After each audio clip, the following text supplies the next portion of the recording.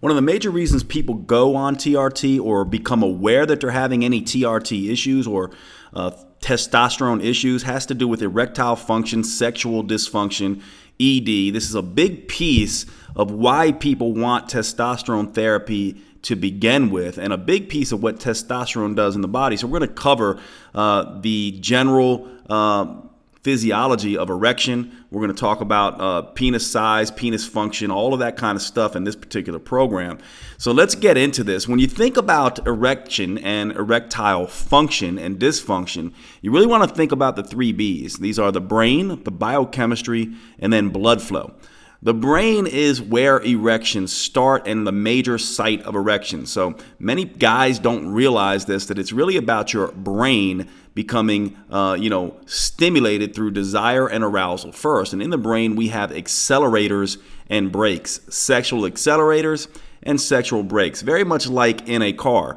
By the way, women have these too, and they tend to have a little bit more brakes and less accelerators than us men do. And so when you think about brain function, you want to think of these accelerators and brakes in certain areas of the brain. And you also want to be thinking about the HPA, HPT, and HPG axis. Remember, we talked about the hypothalamus pituitary adrenal, the hypothalamus pituitary thyroid, and the hypothalamus pituitary gonadal axi, right? So the brain is really dealing with both of these, the function of certain areas of the brain and the function of the downstream effects of thyroid, adrenal, and gonadal function. All will impact sort of whether or not the penis gets the signal from the brain through the nervous system to begin its biochemical effects. Now, once those brain signals get downstream to the penis then just has to translate that nerve impulse into chemical changes. And this is where things like nitric oxide, cyclic GMP, and phosphodiesterase come into play.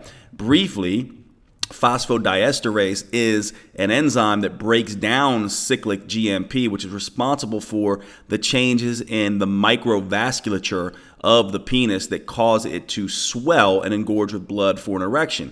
Actually, many of the drugs, Cialis, Levitra, all of these kinds of things, Viagra, they all work via phosphodiesterase inhibition. And so the biochemistry of this is very critical, and there are certain things that we can do to raise nitric oxide and to help along some of this biochemistry. And we'll get into that a little bit later. And then there's the blood flow aspect of this. The brain communicates to the penis, inducing this biochemistry change. Then that biochemistry change changes the blood flow, swelling the capillaries with blood, increasing pressure, pinching off removal of blood from the area, and then you get a nice, predictable and strong erection. Now, we want to make sure when we're talking about erectile function that most men know where the problem perhaps lies, because only one of these areas is really going to be where testosterone comes into play. Well, testosterone can come into play in the brain and in the biochemistry, but not so much in the blood flow. So let's talk about that a little bit. If you want to really sort of understand how this works, desire and arousal are really context dependent. And so if you are sitting there with stressed out about work that you have to get done at work, that your job is sort of being real stressful, your boss is on your case, and you have a project to get out, and your girlfriend comes and starts to rub on you, you may have too many brakes at that point and not enough accelerators to get to want to have sex and to be aroused to have sex. So we all know what this is like. This is context dependent versus first thing in the morning when you wake up and you see your girlfriend walk across the room naked or your wife naked, and all of a sudden it's context dependent. The desire's there, the arousal's there. So this is very brain based. When you think about how the erection works, you want to think point and shoot. P stands for parasympathetic, S stands for sympathetic. So the erection, the pointing, is about relaxation. Point and shoot. This is why sometimes if you're on a first date and you get kind of nervous, erections might be kind of tough to get. It's also why sometimes too much alcohol can interfere as well. A little bit of alcohol helps you relax a little bit, but too much gets you in that sympathetic state. And so point is really about parasympathetic, and that is where you get the erection. Shoot is really about sympathetic, and that's how you get ejaculation. And so all of this is really important to understand for a man, so you can understand that a man who's overstressed and overworked may have softer erections and quick ejaculation because of this point and shoot mechanism. What we're really trying to do is deal with an understanding of this comes from the brain to the blood to the biochemistry, or the brain to the biochemistry to the blood, and you understand how your erection works so you can triage this. The brakes and accelerators are hugely important, context dependent. Women obviously have more brakes and less accelerators.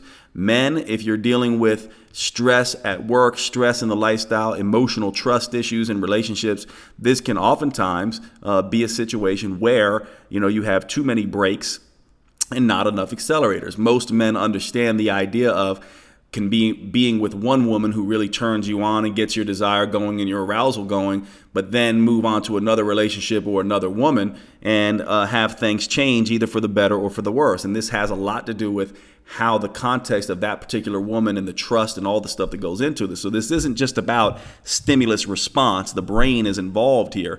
The biochemistry, the nervous system is involved. The nervous system sends signals to the penis, which then basically stimulates blood flow changes and induces erection. And this is what we want to really be thinking about here. Now, the erection is really interesting because you can kind of think of it like a drain. Blood rushes in, and you want the blood to stay there, almost like putting a stopper in a drain. And that oftentimes can't happen if the cyclic GMP nitric oxide system is broken down too quickly by phosphodiesterase. And that's why we use phosphodiesterase inhibitors in certain drugs. One of the things that you want to also be aware of that's something that is not really proven as of yet, but is seen enough clinically in the psychological field, that porn and the porn industry has really sort of desensitized the brain and really has sort of made it so that the dopamine centers in the brain that trigger off some of this biochemistry and blood flow effect in the penis can basically be an issue in relationships and may be a result of you not being able to achieve lasting or long or strong erections when you're actually with a woman, because you need more and more erotic stimuli. Staying away from porn as a result of that, or if you suspect this is an issue for you, is a really nice way to alleviate this. Remember, you need to keep the brain sensitive. This is very much like a drug. If it's overstimulated, that brain component of erectile function can become an issue.